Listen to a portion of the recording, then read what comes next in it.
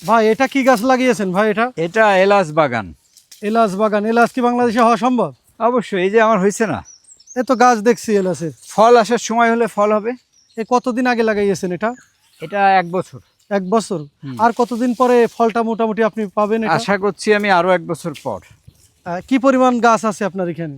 এখানে গাছ আছে এই 70-80টা মতো। 70-80টা মতো। হুম। এটা কি আপনার বাণিজ্যিকভাবে চাষ করা সম্ভব? হ্যাঁ, এই বাণিজ্যিক উদ্দেশ্যেই চাষ করছি।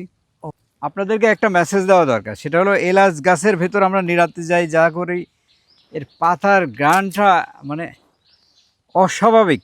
আমার মনে হয় এলাচ ফলের থেকেও আরও সুন্দর। আমরা বাসায় পোলাও রান্না করলে বা গোশত রান্না করলে, আমাদের বাসায় দাওয়াত নেন, আমরা কিন্তু এলাচের পাতা দিয়ে রান্না করি ভাই।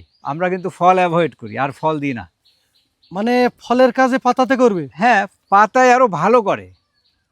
আমরা অনেক দিন থেকেই ফল ব্যবহার করি না, আমরা এলাচের পাতা দিয়েই আমরা পোলাও বলেন বা ওই মাংস রান্না বলেন এগুলো চালায় যায়। আচ্ছা, এই জায়গায় আসার পরে কিন্তু বাতাসে একটা কিন্তু এলাচের সেন্ট করছিল, এজন্য কি করছিল? অবশ্যই, এর পাতাতে দারুণ গন্ধ। আমরাও কিন্তু চৌগাছাতে দেখেছি 2-1 জায়গায় কিন্তু এই এলাচের এই চাষ শুরু করেছে। ইতিমধ্যে এক জায়গায় গতদিন গিয়েছিলাম, সেখানে কিন্তু ফুলও এসেছে। এটা কি আসবে। ফল হবে? অবশ্যই হবে।